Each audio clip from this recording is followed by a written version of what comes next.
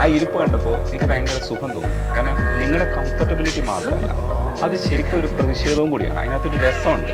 അത് ഈ പ്രതിഷേധം എന്ന് പുള്ളിക്കാരത്തി പറയുമ്പോൾ തന്നെ പുള്ളിക്കാരത്തി ഇങ്ങനെ നോക്കുന്നുണ്ട്, എന്താ ഏതാ എങ്ങനെയാ. ശരിക്കും പറഞ്ഞാൽ അന്ന് അങ്ങനെയൊന്നും ഉദ്ദേശിച്ചില്ല. ശരിക്കും അവിടെ കൊതുകുണ്ടായിരുന്നു.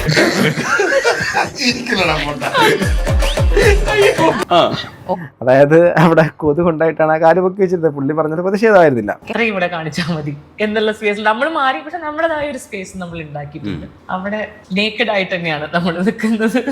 ഒരു ചെറിയ പെണ്ണ് നമ്മുടെ മുമ്പിൽ ഇരുന്ന് വർത്താനം പറയുന്നില്ലേ, ബോൾഡായിട്ട് മറ്റേ ഹാർഡായിട്ടുള്ള ഒന്നും കിട്ടുന്നില്ല എനിക്ക്.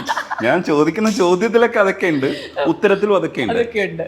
എനിക്ക് ഫീൽ ചെയ്യുന്ന ആ ഋതുവിൽ വരുന്ന ആ ചെറിയ പെണ്ണില്ലേ. എനിക്ക് ഈ ഊളയുടെ ഇൻ്റർവ്യൂ പണ്ടേ ഇഷ്ടമല്ല. ഒരുമാതിരി 916 ചോദ്യം അതിന് ഇവൻ്റെ കയ്യിൽ, പിന്നെ ഇവൻ സംഗീതം എന്ത് വലിയ ജ്ഞാനിയാണെന്നുള്ളൊരു നിൽപ്പും. ഹലോ ഗൈസ്, വെൽക്കം, വണക്കം. നിങ്ങൾക്ക് ഇഷ്ടപ്പെട്ട അവതാരകൻ ആരാണ്? അവതാരിക നിങ്ങൾക്ക് ഇഷ്ടപ്പെട്ട ഒരുപാട് പേരുണ്ടാവാം, എന്നാൽ അവതാരകന്മാരിൽ ഏറ്റവും ഇഷ്ടപ്പെട്ട ആളാരാണ്? ഇപ്പോൾ റീസെൻ്റായിട്ട് വന്നേക്കുന്ന ഒരു ഭയങ്കരമായിട്ട് എയറിലാണെന്ന് പറയുന്നൊരു പരാമർശം ഈ രജനീഷ് VR എന്ന് പറയുന്ന അദ്ദേഹമായിട്ട് ബന്ധപ്പെട്ടിട്ട് വരുന്നുണ്ട്. അത് എന്താണെന്നുള്ളത് ഡിസ്കസ് ചെയ്യാം, വളരെ വിശദമായിട്ട് ഡിസ്കസ് ചെയ്യാം. അദ്ദേഹത്തിൻ്റെ അമിത വിനയം, പെണ്ണുങ്ങളോടുള്ള മെഴുകൽ, പിന്നെ സ്ത്രീകളെ ഇങ്ങനെ പൊക്കി പറയുക, പിന്നെ മുത്തുച്ചിപ്പിയിലെ മറ്റേ പച്ചയ്ക്ക് പറഞ്ഞ കമ്പിക്കഥകൾ വായിക്കുന്നതിനപ്പുറമുള്ള സ്ത്രീകളെ ഒരു തരത്തിലേക്ക് അവർ ലൈംഗിക ചുവയുള്ള രീതിയിലേക്ക് സംസാരിക്കാൻ നടക്കം ഒരു പാവാട എന്നുള്ള രീതിയിലുള്ള ലേബലിലേക്ക് പുള്ളിക്കാരനെ അങ്ങനെ പറയുന്നുണ്ട്. ഞാൻ ചോദിക്കുന്നു, നിങ്ങൾക്ക് അങ്ങനെയുള്ള അഭിപ്രായമുണ്ടോ? എന്തുകൊണ്ടാണ് അങ്ങനെ അഭിപ്രായം ജനറേറ്റഡ് ആയത് എന്നുള്ളത് താഴെ കമൻറ്റ് ബോക്സിൽ വളരെ മാന്യമായിട്ട് എഴുതണമെന്ന് ഞാൻ വിനീതമായിട്ട് അഭ്യർത്ഥിക്കുന്നു. ഇനി നിങ്ങൾക്ക് ഏറ്റവും ഇഷ്ടപ്പെട്ട അവതാരകന്മാർ ആരൊക്കെയാണ്? ഞാൻ എൻ്റെ ഒരു ഇതിലേക്ക് പറയാം. എൻ്റെ ഒരു ചിന്തയിൽ കൂടെ കടന്നു പോകുമ്പോഴേക്കും നല്ല അവതാരകന്മാർ ഉണ്ടായിരുന്നു. മറ്റേ TG ഗോപകുമാറല്ലേ അദ്ദേഹത്തിൻ്റെ പേര്, ഗോപകുമാർ എന്നല്ലേ, നമ്മുടെ ഏഷ്യാനെറ്റിൻ്റെ കണ്ണാടി, അദ്ദേഹത്തിൻ്റെയൊക്കെ ഇൻ്റർവ്യൂസൊക്കെ കണ്ടിട്ടുണ്ട്. ഒരു രക്ഷയില്ലാത്ത ഇൻ്റർവ്യൂസൊക്കെയാണ്.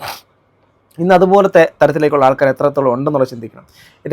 എനിക്ക് പറയാനുള്ള സിദ്ദിഖിൻ്റെ പണ്ട് കൈരളി ചാനലാണെന്ന് തോന്നുന്നു, അദ്ദേഹത്തിൻ്റെ ഒരു ഇൻ്റർവ്യൂ ഉണ്ടായിരുന്നു. പല ലെജൻസിനെയും വെച്ചിട്ട് അദ്ദേഹത്തിൻ്റെ ഇൻ്റർവ്യൂ, സിദ്ദിഖിൻ്റെ ഇൻ്റർവ്യൂ കണ്ടു നോക്കണം. ആക്ടർ സിദ്ദിഖിൻ്റെ തന്നെയാണ്. എനിക്ക് അദ്ദേഹത്തിൻ്റെ അവതരണ ശൈലി, രീതി ഒക്കെ. പിന്നെ ഇന്നും നിലനിൽക്കുന്ന രേഖ എന്ന് പറയുന്ന ഒരു ആങ്കറുണ്ട്, പുള്ളിക്കാരത്തിയുടെ ഇൻ്റർവ്യൂ. പിന്നെ പേളിമാണിയുടെ ഇഷ്ടമായിരുന്നു. ഇപ്പോൾ സത്യം പറഞ്ഞാൽ എനിക്ക് അത് വലിയ താല്പര്യമില്ല. പിന്നെ ഉള്ളത് മറ്റേ ധന്യ വർമ്മയുടെതും ഇഷ്ടമായിരുന്നു, എന്നാൽ ഇഷ്ടക്കുറവ് തീരെയില്ല, എന്നാലും കുഴപ്പമില്ല.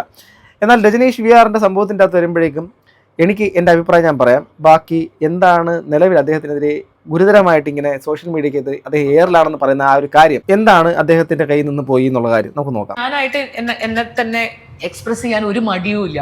നമ്മൾ പോകുന്ന ഒരു സ്പേസിൽ ഓക്കെ ഇത്രയും ഇവിടെ കാണിച്ചാൽ മതി എന്നുള്ള സ്പേസിൽ നമ്മൾ മാറി, പക്ഷെ നമ്മുടേതായ ഒരു സ്പേസ് നമ്മൾ ഉണ്ടാക്കിയിട്ടുണ്ട്. അവിടെ നേക്കഡ് ആയിട്ട് തന്നെയാണ് നമ്മൾ നിൽക്കുന്നത്. നിങ്ങൾക്ക് 25 വയസ്സായിരുന്നു ഋതു ചെയ്യുന്ന സമയത്ത്. ഇപ്പോഴും എനിക്ക് തോന്നുന്നു ഒരു 10-23 വയസ്സിന്റെ ഒരു മനസ്സാണ്. മനസ്സവിടെ തന്നെ, അതെ, അവിടെ തന്നെ നിൽക്കുകയാണ്. എനിക്ക് സംസാരിക്കുമ്പോഴേ ഇപ്പൊ നമ്മൾ വലിയ ഗൗരവമുള്ള കാര്യങ്ങളാണ് സംസാരിക്കണേ, പക്ഷെ നിങ്ങളുടെ സംസാരത്തിന്റെ മാനേഴ്സും ഒക്കെ എനിക്ക് ഫീൽ ചെയ്യുന്നത് എങ്ങനെയാണെന്ന് അറിയാമോ? ഒരു ചെറിയ പെണ്ണ് നമ്മുടെ മുമ്പിൽ ഇരുന്ന് വർത്താനം പറയുന്നില്ലേ, ബോൾഡായിട്ട് മറ്റേ ഹാർഡായിട്ടുള്ള ഒന്നും കിട്ടുന്നില്ല എനിക്ക്. ഞാൻ ചോദിക്കുന്ന ചോദ്യത്തിലൊക്കെ അതൊക്കെ ഉണ്ട്, ഉത്തരത്തിലും അതൊക്കെ ഉണ്ട്.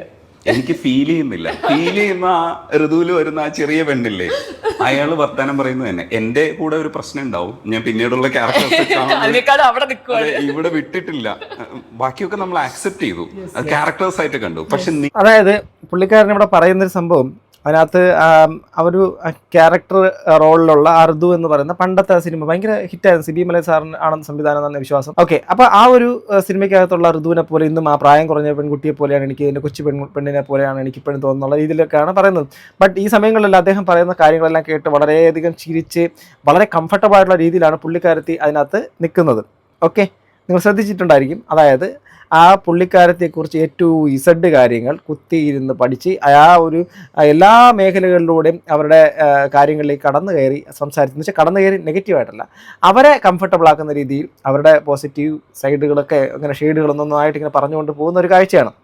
ഇത് കാണുന്ന സമയത്ത് അസ്വസ്ഥത ഉണ്ടാക്കുന്നതിൻ്റെ കാര്യങ്ങൾ പിന്നാലെ പറയാം. ഇതിൽ നിങ്ങൾക്ക് അസ്വസ്ഥത തോന്നിയോ? എന്നാൽ ഇവിടെ വേറൊരു സാധനമുണ്ട്, അതോടെ കാണിക്കാം. ഇവിടെയാണത്. ഋതു സമയത്ത് നിങ്ങളുടെ സംസാരം, നിങ്ങളുടെ ചുണ്ടൊക്കെ നോക്കി ഞങ്ങൾ അന്തം വിട്ട് നിൽക്കുകയാണ്. പുള്ളിക്കാരി ചിരിക്കുന്നുള്ളതാണ്. അറിയാമല്ലോ, ഒരു മോഡേൺ ആയിട്ടുള്ള ഒരു അർബൻ ഗേളിനെ അവതരിപ്പിക്കുക എന്നത് റിമിയുടെ ഒരു സ്ഥിരം ആർട്ടാണ്. ചിരിക്കുന്നതാണ് കാണിക്കുന്നത്. അന്ന് അത് കണ്ടപ്പോൾ തോന്നിയതാ ഞങ്ങൾക്കൊന്നും എത്തിപ്പിടിക്കാൻ പറ്റാത്ത പെണ്ണാണ്, ഭയങ്കര വലിയ സംഭവമാണെന്ന് ചിരിക്കുന്നത്. എന്നിട്ട് ആ കിണറിൻ്റെ അവിടെ വന്ന് കുളിക്കുന്നതിനകത്ത് സ്വപ്നത്തിൽ കഥകൾ വായിക്കില്ലേ, കഥകൾ വായിക്കുന്നതിൻ്റെ വിഷ്വൽ ഇങ്ങനെ കാണുന്ന ഒരു സുഖമുണ്ടല്ലോ, ചിരിക്കുന്നു. ഞാൻ സജിനോട് പറഞ്ഞു, ആ ഒരു സാധനമില്ലേ, അത് ഏറ്റവും എൻ്റെ ഹൃദയത്തിൽ കൊണ്ടു. നമ്മൾ കഥയിൽ പണ്ട് വായിച്ച ഒരു വിഷ്വൽ അതായിട്ട് തോന്നുന്നു. കാരണം ഇങ്ങനെ ഒരു സാധനം ഒരു മലയാള സിനിമയിൽ ഇല്ലല്ലോ, എന്ന് പറഞ്ഞിട്ട് ചിരിക്കുന്ന നാട്ടിൽ കാണുന്നത്. കാരണം ഈ പുള്ളിക്കാരൻ പറയുന്നൊരു കാര്യത്തിൻ്റെ അകത്ത് മറ്റെന്തോ തരത്തിലേക്കുള്ള മുത്തുച്ചിപ്പിയെ അനുസ്മരിപ്പിക്കുന്ന തരത്തിലേക്കുള്ള വാചാലമായ ഒരു രീതിയിൽ ഒരു സ്ത്രീയോട് ഇങ്ങനെ പച്ചയ്ക്ക് പറയുന്നു. ഇതിനെയൊക്കെയാണ് ആൾക്കാർ ആഘോഷിക്കുന്നതാണ്. ബട്ട് ഈ ഒരു സാധനത്തിൻ്റെ അകത്ത് പുള്ളിക്കാരൻ പറഞ്ഞു പോകുന്ന സാഹിത്യപരമായ പരാമർശമായിട്ടാണ് എനിക്ക് ഫീൽ ചെയ്തിട്ടുള്ളത്. കാരണം സാഹിത്യവുമായിട്ട് ബന്ധപ്പെട്ട് കണക്റ്റഡായിട്ട് നിൽക്കുന്ന ആൾക്കാർക്ക് അവർ സംസാരിക്കുന്നതിനകത്തും അത് വരും. അവർ സംസാരിക്കുന്നതിനകത്ത് ഒരു നമ്മൾ സോക്കോൾഡ് ഇൻ്റർവ്യൂ എന്നുള്ള സംഭവത്തിൻ്റെ അകത്ത് നമ്മൾ എന്താ പേര് എവിടെ നിന്ന് വരുന്നു, എന്തൊക്കെയാണ് സംഭവങ്ങൾ, എന്തൊക്കെയാണോ ഇതാണ്. അതിനപ്പുറത്തേക്ക് മറ്റൊരു തലമുണ്ട്, കുറച്ചുകൂടെ സരസമായി, കുറച്ചുകൂടെ ജീവിതത്തിൻ്റെ അകത്തൂടെ ഇറങ്ങി രണ്ട് മനുഷ്യന്മാർ മാത്രമാണ്. അതിനകത്ത് ഡെസിഗ്നേഷനോ ഹയർ ലോവർ എന്നുള്ള സംഭവങ്ങളൊന്നും ഇല്ലാതെ രണ്ട് മനുഷ്യരായിട്ട് മാത്രം സംസാരിക്കുന്ന സമയത്ത്, ജെൻഡർ പോലും ഇല്ലാതെ സംസാരിക്കുന്ന സമയത്ത് ഇത്രത്തോളം എഴുകിച്ചേരലുകൾ സാധിക്കും. അത് അദ്ദേഹത്തിന് സാധിച്ചു എന്നുള്ളതിനപ്പുറത്തേക്ക് അതിനകത്ത് എവിടെയെങ്കിലും മുത്തുച്ചിപ്പി പരത്തുന്ന തരത്തിലേക്കുള്ള കാര്യങ്ങളുണ്ടോ? നമ്മുടെ എല്ലാവരുടെ മനസ്സിനകത്ത് നമ്മൾ ഒളിച്ചു വയ്ക്കുന്നത്, പൂഴ്ത്തി വയ്ക്കുന്നത്, നമുക്ക് ഇഷ്ടപ്പെട്ട ഒരു പെണ്ണിനെ കണ്ടാൽ, ഇഷ്ടപ്പെട്ട ഒരു ആണിനെ കണ്ടാൽ നമുക്ക് ഏറ്റവും കൂടുതൽ ഉന്മാദമായിട്ട് മനസ്സിൻ്റെ അകത്ത് ഉള്ളറകൾ സൂക്ഷിക്കുന്നതിനപ്പുറം അവരോട് നേരിട്ട് പറയുമോ? ഒരു സ്ത്രീയെ കണ്ടാൽ, ഇപ്പം മഞ്ജു വാര്യർ ഇഷ്ടപ്പെട്ടിട്ടുണ്ടായെന്നുള്ളവരായിരിക്കും, പഴയകാല പല നടിമാരെ ഇഷ്ടപ്പെട്ടിട്ടുള്ളതായിരിക്കും.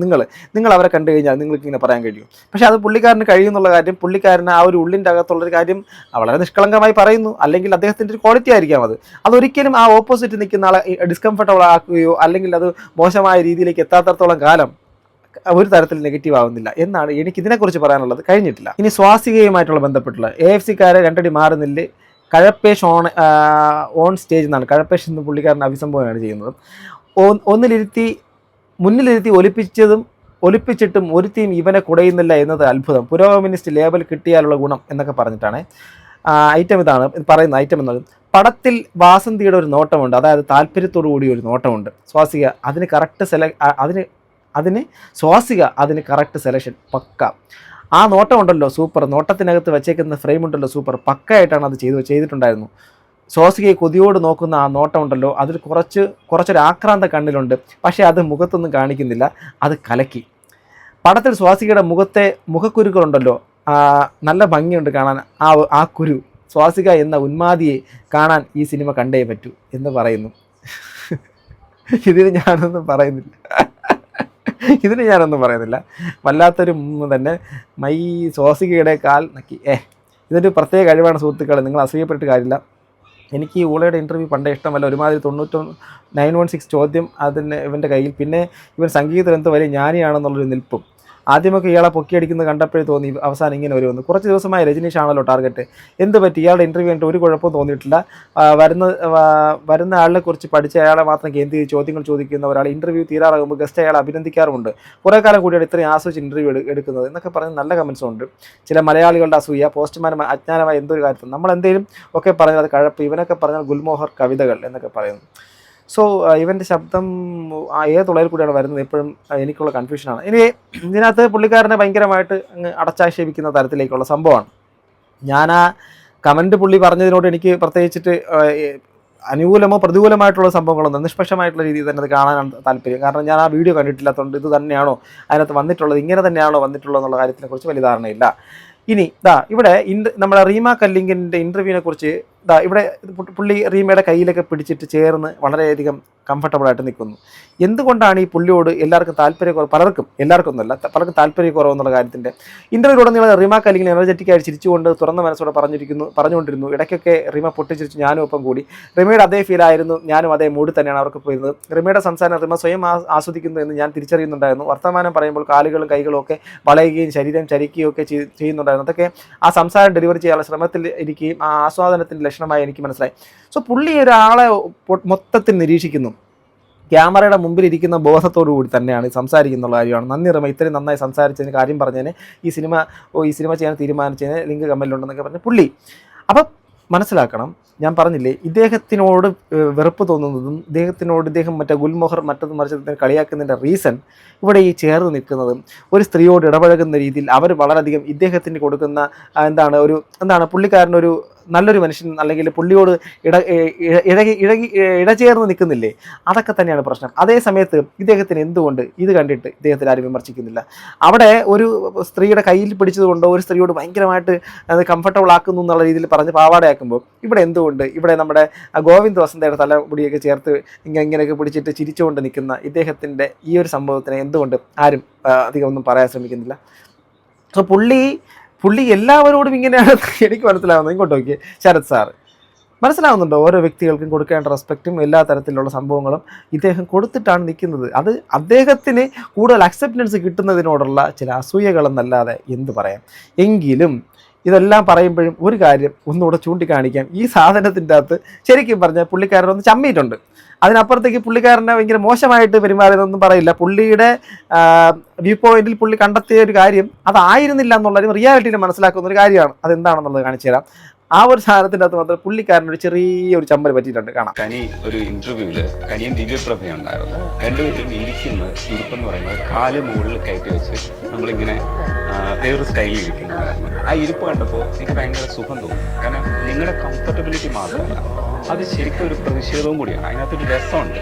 അത് ഈ പ്രതിഷേധം എന്ന് പുള്ളിക്കാരൻ പറയുമ്പോൾ തന്നെ പുള്ളിക്കാരത്തി ഇങ്ങനെ നോക്കുന്നുണ്ട്, എന്താ ഏതാ എങ്ങനെയാണ് മനസ്സിലാവുന്നുണ്ട്. അതായത് അവിടെ എവിടെയോ അടുത്ത് ഇരുന്നിട്ട് ഒരു കാല് മടക്കി വെച്ചിരിക്കുന്ന സംഭവത്തിനെ കുറിച്ച് എന്തോ ഒരു പ്രതിഷേധമായിട്ട് പുള്ളിക്കാരൻ കണ്ടു. ആ കണ്ടൊരു കാര്യമാണ് പുള്ളിക്കാരിയോട് ചോദിക്കുന്നത്. പക്ഷെ ഇത് പറയുന്ന സമയത്ത് കനി അങ്ങോട്ട് നോക്കുന്നുണ്ട്. ശരിക്കും പറഞ്ഞാൽ അന്ന് അങ്ങനെയൊന്നും ഉദ്ദേശിച്ചില്ല. ശരിക്കും അവിടെ കൊതുകുണ്ടായിരുന്നു.